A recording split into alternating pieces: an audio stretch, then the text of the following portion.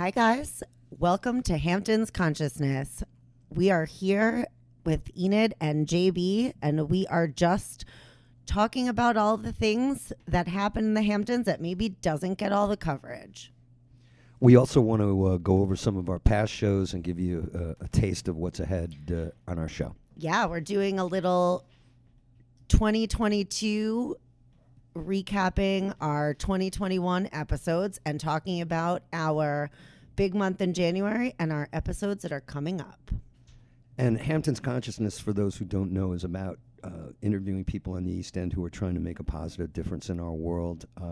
It's a community that you don't often associate with activism, but underneath the surface, there's a lot of that going on, right? Yes, I agree. So I think that people think of the Hamptons and they think about the mansions, they think about the parties, they think about all those things, but what they don't sometimes get to realize is that there's just a lot more that's going on. There's a lot of locals that are doing a lot of, beach cleanup, a lot of integrating the community, a lot of social work. There's just a lot of initiatives that probably don't get a lot of press coverage because they might not be as sexy as the other things, but they're probably the most important. Which reminds me of the interview we did with Jeremy about Mom's House. Why don't you go over that a little bit? Oh my gosh, yeah. So I run Hamptons Moms, as well as doing this podcast, which integrates a community by uniting mothers with a lot of different resources that are available to them in the different hamlets of the Hamptons. And I do a lot of work for the Southampton Art Center, for Guildhall, et cetera. And so Jeremy Dennis came on my radar because I met him at the Guildhall, and he was speaking about the Shinnecock tribe and the Shinnecock Reservation and about his initiatives.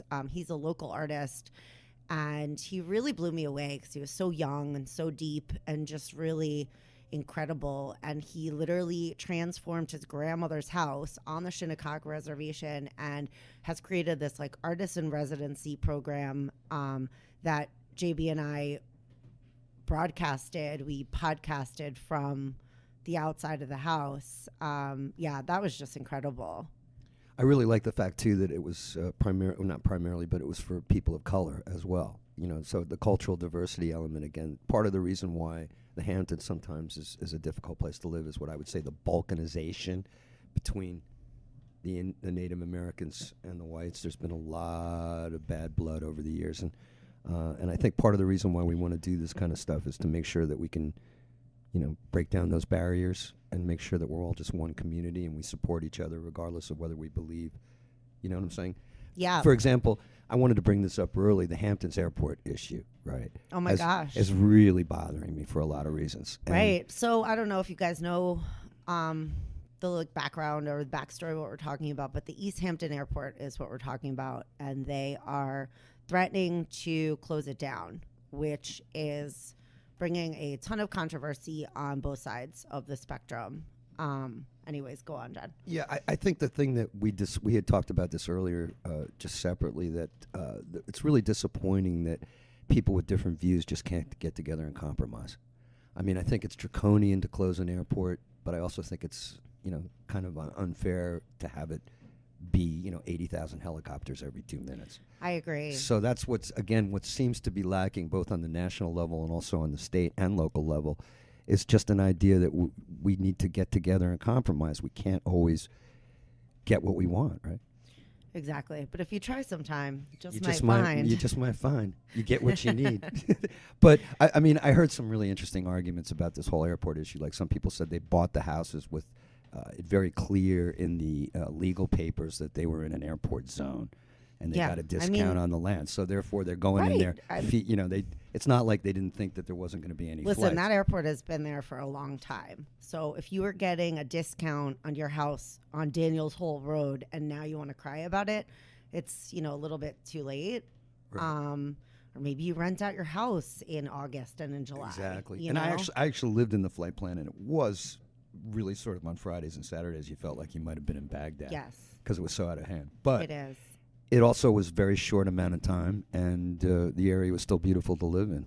I agree. And then also maybe it's just a function of them limiting, like just so that you don't hear it all the time. You just hear it, 2 hours in the morning and 2 hours, like something like that. I'm sure that Right. there's like some way where everybody can be made somewhat happy. Exactly. And again, the whole thing about compromise is you're going to leave the table feeling a little disappointed.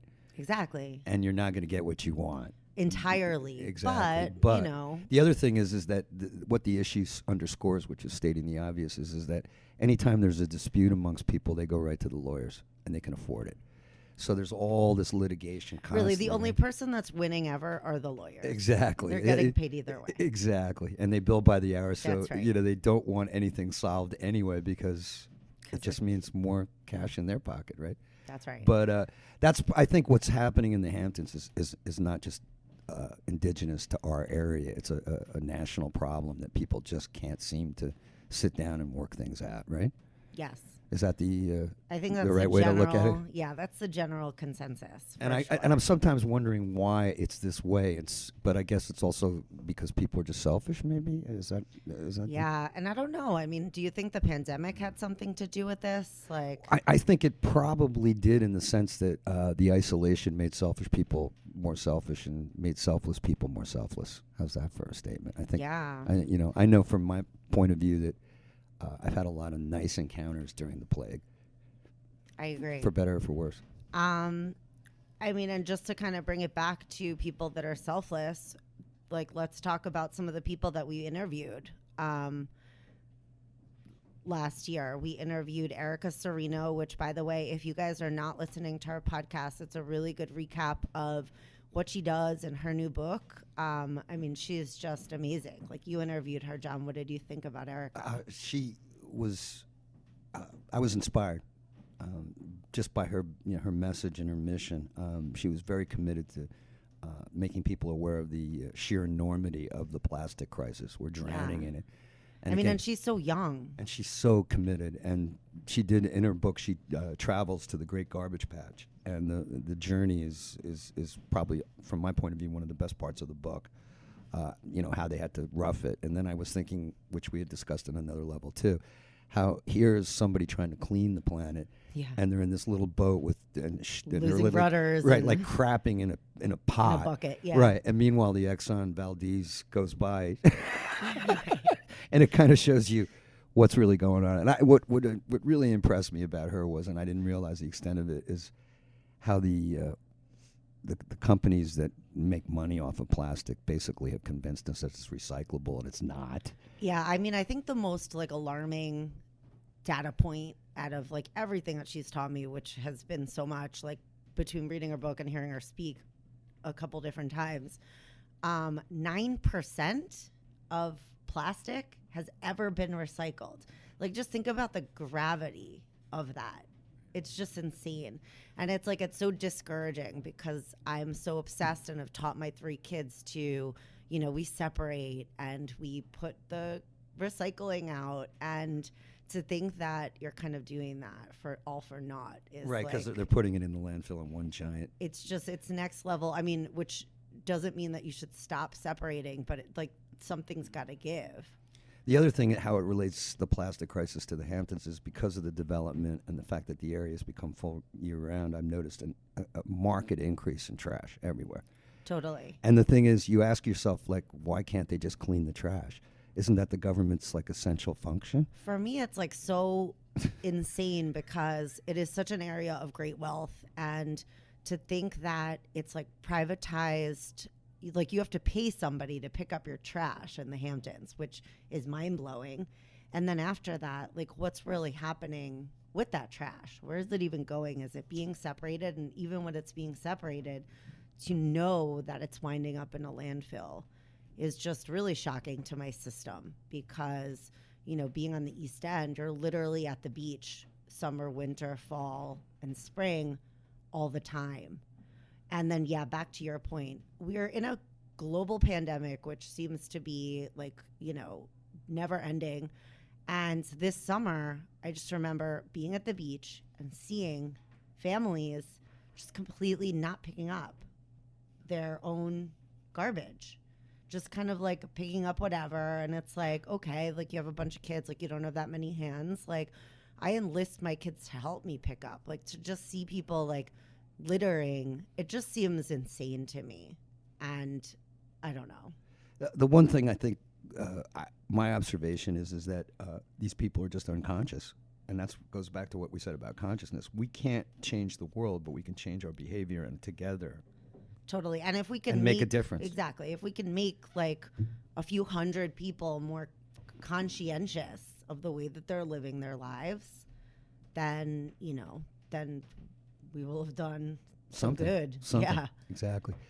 Another guest we had was David Falkowski of Oh my OMO gosh. So by the way, you Organics. guys, I'm like a math nerd. I've been like studying our metrics and stuff. And Dave Falkowski is like somewhat of like a local hero, like a local like legend. It is the most, he was our debut episode and the most downloaded of our podcast episodes thus far is Dave's. Tell them about Dave. Well, Dave is, when it comes to CBD and first of all, he has like dreadlocks. He's so cool. He's like the most chill dude ever. Yep, and his wife works at the store, so it's a mom and pop operation in a classic sense. Yes. And the dude is really down when it comes to the medicinal Yes. benefits of CBD and CBG oil. He's really an expert. So he's a legit farmer. They have a farm in Bridgehampton. They grow tomatoes, they grow hemp, they grow like everything. They make their own CBD oils and balms and all sorts of CBD everything, and they sell it at their apothecary. And it's so cool. And speaking from personal experience, I've been using the CBD oil, and at least for me, it works. It's working works. wonders, in terms of pain. Yeah, in terms of same. I have a really bad back, and then I also suffer from anxiety. And I discovered CBD, I want to say like 4 years ago, and it's a game changer. Like, you take some oils before you go to sleep. It really helps you like mellow out and relax. Interviewing Dave was great. It was a real, and it got to the point where he's so fascinating that it seemed like an hour was 5 minutes because he had so much he had to say. Yeah. It was a good episode. Need to, so check it out. Yeah, you guys need to listen to the podcast, and you need to check out his apothecary in Sag Harbor. It's really cool. You can get like healing crystals there, CBD, incense, just a whole bunch of really cool rad things. And some cool stories from Dave. Exactly. No doubt. And then if he's there, you're definitely going to want to chill with him because he is very cool. One thing I wanted to bring up today is that if you, speaking to our audience out there, if you think you have somebody who's making a real difference out in the Hamptons and doing stuff that maybe people don't know about, we'd love to hear from you. Exactly. It's like, I want to talk about, like, the celebrities are great, and, like, the hedge fund managers are, a dime a dozen, but it's like we want to know about, like, the Erica Serinos of the world that are, like, really making, like, global impact starting super locally, or the Jeremy Dennises of the world that are just uniting, not only the Shinnecock Indians with everybody else, but also providing like real cultural opportunities for artists to, come from all over and spend some time on the East End. Just, anybody that's enacting change, whether it's environmental or otherwise, like cultural, it could be anything. One of the other guests that we had was Cynthia Daniels that you interviewed. Oh my gosh. So please tell our audience a little bit about that. Yes. Podcast. So, please. as you might imagine, there a lot of people that live on the East End have summered there for whatever it is, like 40 years or so, and then at some point, people like burn out of New York City life and turn to their East End homes to kind of like not retire, but just to like chill out and get some perspective. And this is largely like what Cynthia Daniels, who is this amazing, like world-renowned, she's a sound engineer, and she has this completely insane recording studio in her East Hampton home. It is literally like, like record label worthy. It is so magnificent. And she, you know, she works with like Paul McCartney and Beyonce and like insane recording artists, like just regularly. She, you know, constantly has like Beyonce just land her jet and come over. And I had the opportunity to sit down with her and pick her brain, and she was so cool. She calls her studio Monk Music. She feels, you know, she's like that committed and that, you know, in love with what she does and, you know, with carrying out her mission through her sound engineering. And she just told me like the coolest stories about Steve Martin and about just, you know, all of the celebrities that she's like friends with and that she works with. And she was amazing. Yeah, and I think it's just so cool that there are just so many of these greats, like musical greats that aren't the recording artists. And it's just like there's so much that goes into releasing, you know, an album. And there's so many people that are in charge of all these important tasks that I feel like people don't know about. Like I didn't even know that that was a job. So I think it's like kind of cool to like inspire like kids that, you know, are looking to figure out what they want to do with the rest of their lives. And there are just all these like really awesome jobs that I had no idea even existed. One of the things I learned from the interview, which was fascinating, was that, as you know, with technology, people are recording a lot more at home and allowing creators to do things with the technology that wasn't possible not too long ago. And Cynthia was talking about how that was positive, but at the same time, there was a certain kind of, how do I describe it? She was saying that in order to really fulfill music, you probably need to go to take it to a studio, all things being equal. You know, that's what she was kind of saying.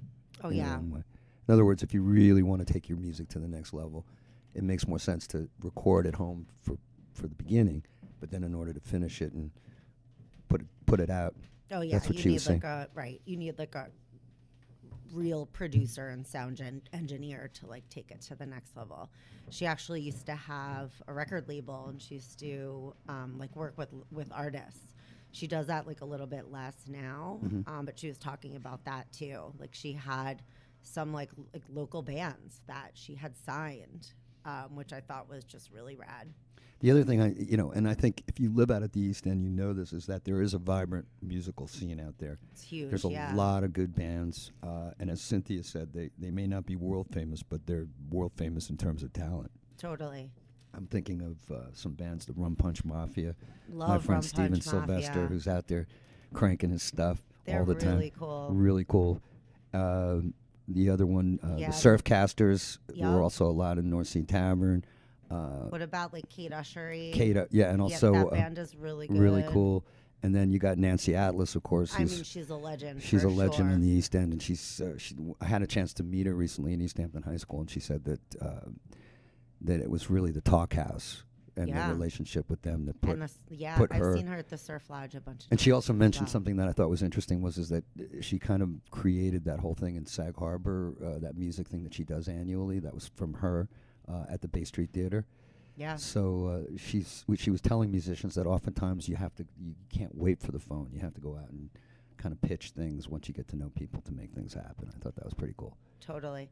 Yeah, I feel like one really cool thing about the East End is that you get to meet all of these like amazing people that if you met them, I think like in the city or in a different environment, the relationship would just be like totally different. You know, like I think people obviously come to the Hamptons to like chill out and not be like as type A. So it's really nice to see people like in their like natural habitat, you know, where it's like if you see all these same people like in the city, like the vibe might be completely different. True enough. Yeah. So let's talk about some of the people that we have going on upcoming episodes. Well, we're trying to get the Hampton Psychic, and I think we will eventually. Yes. So Lauren, the a Hampton little Psychic. bit about me at least. I'm like just like an old head. Like I'm really into like healing crystals and tarot cards and all that stuff, which might not seem obvious like when you meet me. But I'm really into that. So I'm really excited about talking about all things, you know, tarot and all of that, especially like when it comes to like where the world is going, and like I want to know what she knows about, you know, what the future holds for us. So we definitely are excited about getting our local Hampton psychic on the podcast. I'm interviewing Amanda Fairbanks this week, and JB is reading her book right now, so he can speak to some of what that book entails. The Lost Boys of Montauk is a fascinating story it's a real story of 4 fishermen who disappeared into the ocean, and it's basically a story not only about the tragedy. It was like the perfect storm would be the analogy, but also the trail of sadness and which reverberates in grief throughout the generations. The one thing about the book that I really enjoyed is, having known Montauk as well as I do, the East End is like a real character in the book. You can feel the ocean. You can feel the desolation of Montauk, and I used to do karaoke at Lyre's Saloon, so I really got to know a lot of commercial fishermen. Like very, for very everybody well. that doesn't really know that much about the Hamptons, like there's the Hamptons and then there's Montauk, and it's like there's real separation, like physical separation, because you have, after Amagansett, you have to drive through Napig to get to Montauk. So it's almost like you just hit this like point where like you're driving and there's no, like your phone doesn't work, like nothing works, and then you get to Montauk and it's like you're kind of like in this like parallel like other place. And they used to like, or I guess it's still referred to, like Montauk is often referred to as the drinking town with the fishing problem. Right, and I think they have no problems when it comes to alcohol out there as far as but what the book also teaches you is they make money when they get the fish, assuming they can, and they have to deal with government, which is also not easy, and the environmental considerations. But it's a hard, tough life, and these primarily men. There are some women who do it, but I mean, it's basically as I think it could probably be. At least she claims in the book, and I don't deny that, it's probably one of the most physically demanding jobs. Oh yeah. On the planet. Yeah. And when they come ashore, they party hard. There's no doubt about it. And they're very wonderful and sharing, and their community is very close-knit. Yes. And I'm thinking about those, the name of the book escapes me, but the guys who almost drowned, but they were saved. There's a famous story about Montauk. I forgot it right now, but I'll try to remember it. But the thing about Montauk is that it's 70% nature preserve. Yes. It was created by a guy named Fisher, and it's designed basically to be a playground for the rich, and it was really a middle-class place for a long time until the recent boom. And now it's becoming like the rest of the Hamptons. I mean, there is a division, but... once like Andy Warhol and Ralph Lauren started going out there, kind of... Exactly. It got bougie, but if any place in the Hamptons is its most authentic self, I feel like that's Montauk. Like you can still find like a dive bar and talk to a local fisherman. And get a $2 beer. Exactly. I would recommend for people who don't know Montauk to go visit the Walking Dunes, which is an area, a nature preserve, where over the course of a year, the sand mountains actually move, and it looks like a lunar landscape. It's the coolest place you can kind of check out. That's just from my personal experience.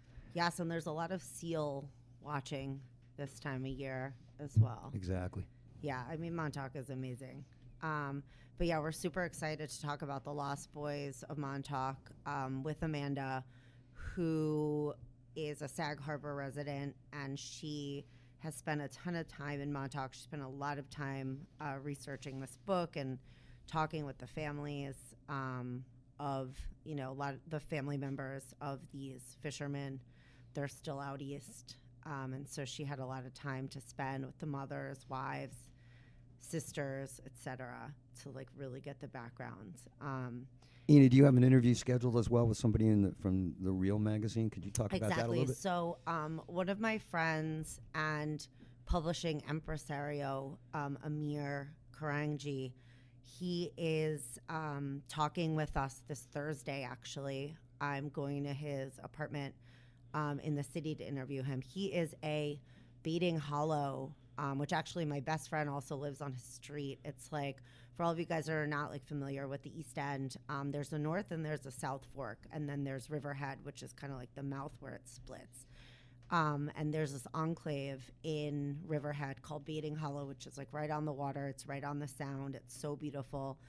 And Amir actually lives and has, I guess, like a second home in Baiting Hollow. And so does my best friend, Sarah. Hi, Sarah. Hope you're listening. And he is a like publishing, like he publishes The Real Deal, which is known as like the commercial real estate Bible. My ex-husband was like obsessed with him. Like any commercial real estate people read it pretty much religiously to get like all of your news on like the movers and shakers. So it'll be really interesting to get his take on what is happening. I don't know if you guys are aware of the insane boom that the Hamptons has had as everybody kind of mass exodus out of New York City and to their Hampton homes or to buy a Hamptons home, and things just got really crazy. And the Hamptons went from being, you know, a summer habitat to a very, very flourishing year-round community. So we're going to get his take on why he doesn't live on the South Fork, why he prefers the North Fork, and, you know, where he sees, you know, real estate going. You know, is this sustainable? Well, I would say it is because it's just a population issue. When I first came to the Hamptons, there was 3 billion people on the planet. Now there's 7 billion. And they're all in the Hamptons. And they're all in the Hamptons. And that's why the rents are high.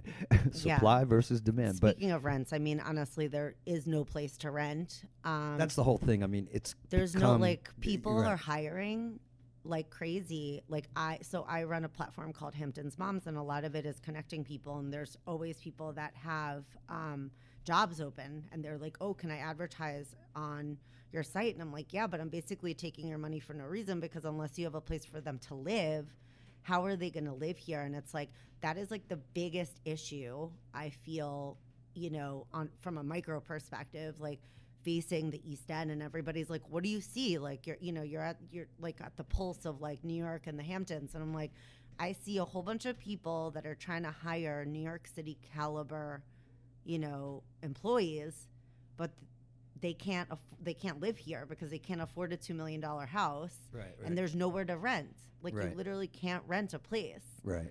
So it's yeah. I mean, and to show you how crazy it's, you know, we have income inequality in the United States, but in these resort communities, it's even more accentuated, right, and exacerbated. But we have the trade parade now. Yes. Where all these people who service these mansions come in.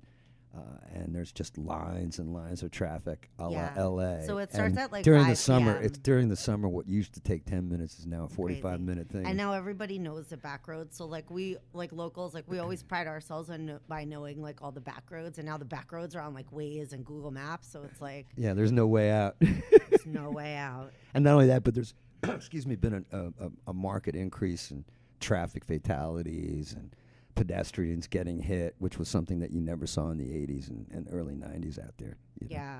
And now, and also not to denigrate people who are into exercise, but we have thousands of bikes on the roads, and during the summer, I mean, it's just basically like Central Park on steroids out there, right? Is how I describe it. Yes. South Fork. Yeah, I mean, the North Fork kind of too. I mean, it's such a boom out here that it is just on the next level. But yeah, I mean, so it'll be interesting to hear like a real estate professional where like this is what they like live and breathe, to get like their true take, as also somebody that like comes out here, you know, their take on like where's this going? Right. My wife's in real estate, and she said that her biggest problem is inventory. And when they have something to come on the market, it sells basically before it even goes on exactly. the market. If people like it online, they're ready to write the check. Sight unseen a lot of times. Exactly. And by the way, another corollary of all of this is that they're building now on lots that they would never build before, like right on the highway. Literally. You know, you got like 14 rooms, and you're looking at trucks all day. Yes. You know, 4 million. And you got to ask yourself, is it really worth it? But I don't know. You know, I guess to somebody it is, right? But it just makes, you know, I mean, like, you could go to Europe like 400 times, man. You know, yeah. Like or you can go to Hawaii and get something for $2. Yes, exactly. Which which is it's just crazy. It's just and they all want to be where their friends are, and that's how it works, right? Everybody wants to be with Join the people the club that mentality. Exactly. So It is and wild. you probably know more about that than I do, being a hermit my on Shelter God. Island. Yeah. Yes. I definitely know. Yeah.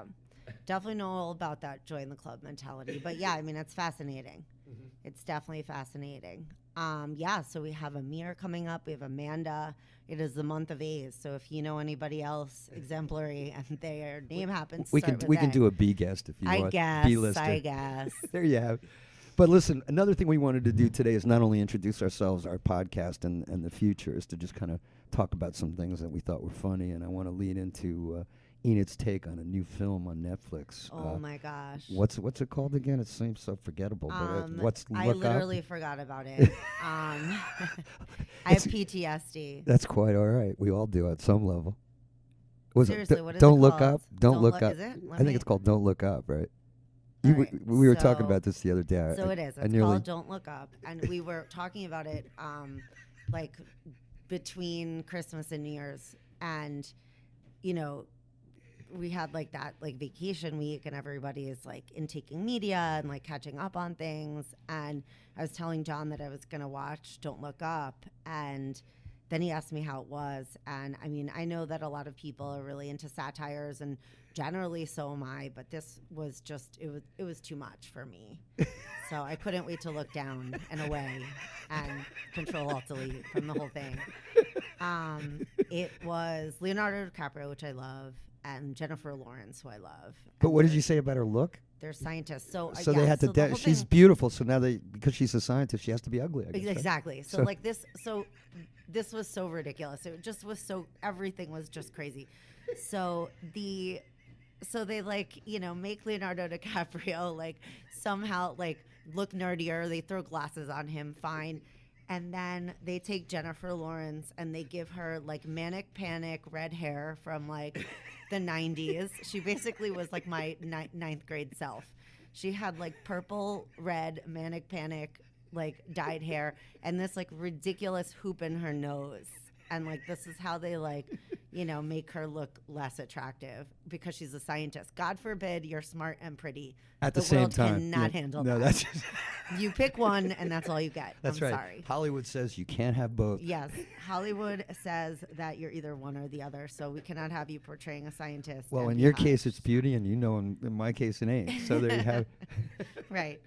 I can't be smart. But I can barely but what is the plot of this alleged So basically, Netflix they're hit? trying to explain that there's a comet hitting the world and that we are going to perish, and nobody will believe them because we're just so messed up as a society. So exactly, what even is the point? So they go on the news, and Leonardo DiCaprio starts hooking up with the newscaster, and. Oh my gosh, yeah, the whole thing was just so ridiculous. But I mean, the whole point is that, we should be focused on climate change. And I would love to get Erica's take on, on this ridiculous film. Oh, I'm sure but- she would not appreciate it. Right. But the climate crisis is really tied Climate to crisis the is is really tied to the real. plastics crisis. These are all interrelated crises. It's called massive environmental degradation. And I've said to you time and time again, one of the things that's really stunning about COVID is that there really isn't a serious discussion about how we can change things to stop this generational catastrophe, right? I mean, they're still talking about Build Back Better, whatever the fuck that is. I don't even know what the hell that is, and they can't seem to get it done. I mean, it's frightening, don't you Yeah. think? I mean, exactly. Like, I I don't mean, the know. place is burnt. It's like your house is burning, and you're like, okay, let's, But in that sense, I guess the film is Let's right. mow the lawn, like, like how. It's just, yeah. I mean, there's so much crazy stuff happening, and I feel like, I mean, my takeaway from the fact that only 9% of plastic has ever been recycled is that I don't subscribe to like single use like plastic. Like I don't buy bottled water or sparkling water. Like I use a Soda Stream, even though I don't love the Soda Stream. Like it beats, buying it. I reuse glass and I reuse things. And I also don't. I remember once my oldest son was basically calling me out because he's like, oh, you like talk about being so environmentally aware and recycling and you compost and all of this, and then he counted how many pairs of jeans I had in my closet, and he was like, you only have 2 legs, why do you have 26 pairs of jeans? And I was like, okay. And then he researched that every pair of jeans is like 10,000 gallons of water or whatever. So for every pair of jeans that are made, right? And then he figured out like how many pairs of jeans are made in this country or whatever, China, to like import to this country every day. It was like alarming. And so he inspired me a couple of years back to not shop for 1 whole year. So it's like, cool. I do things all the time to like reduce my own carbon footprint. But I mean, there's obviously things that you can do, but it's like, it's really disheartening to be like on the beach in Montauk and just see people just leave their trash right there on like one of the nicest beaches in the world. Right, globally ranked, and they're still throwing their shit out. It's insane. It's crazy. Another thing that we talked about was, in terms of the Hamptons, was the future of the Hamptons. And one of the issues we talked about is housing, and now they're talking about affordable housing. Yes. Which is really kind of crazy because the developers destroyed the area on one level, and now they're asking for more destruction to bring more people into an area that can't handle the people that it already has. And I'm not against people living there or affordable housing, but the cat's out of the barn, or the horses out of the barn, because years ago they could have planned, like they did with land acquisition, to have affordable housing as part of, planning for the future. There was never any planning. It was the Wild West. Yeah. Just like Florida, the developers came in, and now they want to develop more for the people that they shut out. So and then the people that are there are like, do we really want even more traffic, at this juncture? Because they're talking about these projects, and again, it's a real hard thing to understand, because I want people to be able to live there, and yet I just don't want to have it become even more of a shithole. So what do you do, right, at this point? I mean, I think it's already like over, And then you have the argument too. Look, I want to live on Fifth Avenue. I do. I just want. Can you make that happen for me? I mean, everybody wants to live in certain area. Yeah, I want to. I'm going to move out to Beverly Hills. Can you give me a nice little cottage out there? Like who determines who gets this shit too? They have these lotteries for affordable housing. Yeah. It's like 1,000 people, and then 2 people get it, and it's like, yeah, wow. Honestly, like forget like even that. Like, I mean, they're just play the scratch card, dude. I mean, fuck it, right? Yeah, I mean, there needs to be affordable housing just because like it's not sustainable what's happening right now. Like, not even for families, like for just employees. Right, but the thing is, I'm saying that because it's so overdeveloped for a certain class, it may be impossible to really solve it. Does that make sense? Yeah, I mean, sort of. I mean, you're gonna be able to make progress, but then again, it's a double-edged sword. So then you, like I said, you have this high-density projects in an area that's already has too many people. Right. So. I mean, I don't know. Like, that's why I'd be interested to like talk to Amir about it, because there are so many like condos and so many like different things. Like, if a commercial real estate developer like really wanted to, because they own land out there anyways, they could easily turn it into something, that would make everybody money and solve some of the issues. Yeah. Yeah. Again, it goes back to what we talked about, like getting everybody together and trying to figure it out. But I will say that most people who want to live out there of modest means will never be able to. I guess that's a safe statement to make. Yeah. There's no way. We can't turn back the clock. So, anything else on your mind today? Yeah, I mean, I guess that's really it. I would love for, our listeners, like, definitely inspire us. Let us know who should be on our radar. Like, who should we be talking about? Like, who is doing something that perhaps, nobody's talking about, nobody is writing about, somebody that's really moving the needle for change, for good. That's who we want to talk to. Absolutely. So again, we're Hamptons Consciousness, JB and Enid. We're ready to rock and roll in 2022 with more programming. And we want to thank all of our listeners and the future ones as well. Yes, and come see JB if you want to do some karaoke at Murph's on Thursday night. There's only one show left. And there was only 3 people last week, so So you could be the fourth. Cool. Nice to see you guys. Thank you. Bye, guys. Thank you for tuning in. It's Hamptons Consciousness.